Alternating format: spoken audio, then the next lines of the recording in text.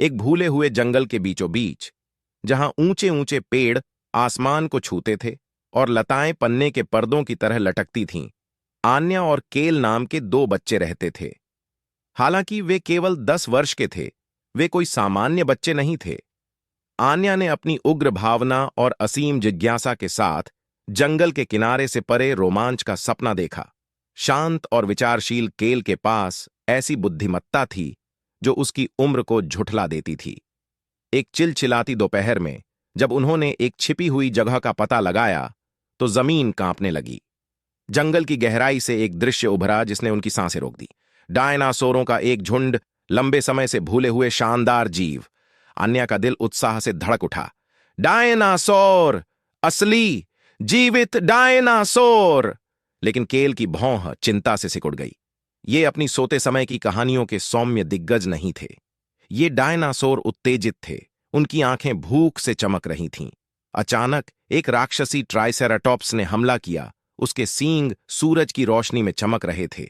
आन्या बिना किसी हिचकिचाहट के एक छड़ी लहराते हुए, जिसे उसने पहले तेज किया था, केल के सामने छलांग लगा दी। इस छोटे से चैलेंजर से भ्रमित होकर ट्राइसेराटॉप्स ने नाक भौं सिकोड़ ली। अपनी चपलता और बुद्धि का उपयोग करते हुए आन्या ने जानवर के चारों ओर नृत्य किया, उसके आरोपों और निपल से बचते हुए। केल ने मौका देखकर गिरी हुई शाखा को पकड़ लिया और ट्राइसेराटॉप्स के पैर पर प्रहार किया।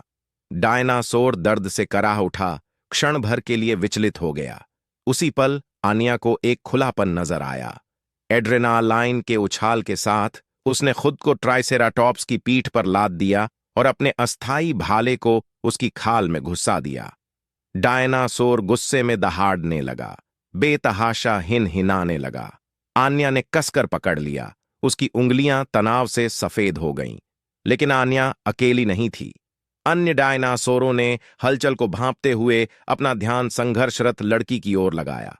आन्या जानती थी कि वह उन सब से नहीं लड़ सकती।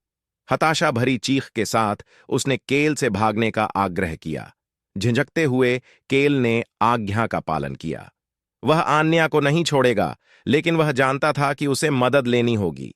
जब वह जंगल में तेजी से दौड़ रहा था, उसकी आंखों में आंसू आ रहे थे। उसने सहायता के साथ लौटने की कसम खाई।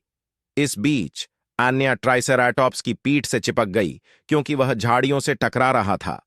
उसकी बाहें जल गईं, उसकी दृष्टि धुंधली हो गई, लेकिन उसने हार नहीं मानी। वह डायनासोरों को अपने घर जंगल को नुकसान नहीं पहुंचाने देगी। अचानक ट्राइसेराटॉप्स एक छिपी हुई जड़ पर फिसल गए, जिससे आन्या उड़ गई।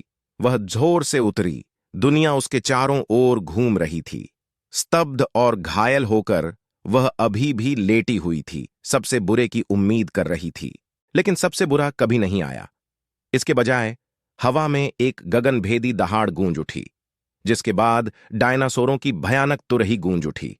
आन्या ने आंखें खोलीं तो एक ऐसा दृश्य देखा जिससे उसका दिल दहल गया। एक विशाल ब्राचियोसॉरस अपनी लंबी गर्दन को धीरे से हिलाते हुए उसके ऊपर सुरक्षात्मक रूप से खड़ा था। अन्य डायनासोर विशाल के सामने डरकर जंगल की गहराई में पीछे हट गए। ब्राचियोसॉरस ने अपना सिर नीचे कर लिया। उसकी बड़ी कोमल आंखें आन्या की ओर देख रही थीं। एक धीमी खर्राटे के साथ उसने अपनी थूथन से उसे धीरे से धक्का दिया और उसे अपने पैरों पर खड़ा होने के लिए प्रेरित किया। आन्या कृतज्ञता से अभिभूत होकर आगे बढ़ी और डायनासोर की खुरदुरी त्वचा को सहलाया। उस पल में आन्या समझ गई, डायनासोर नासमझ राक्षस नहीं थे।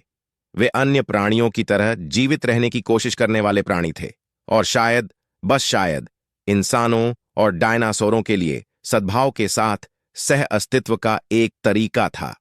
नई आशा के साथ आन्या ब्राचियोसॉरस द्वारा निर्देशित होकर समाशोधन की ओर वापस चली गई।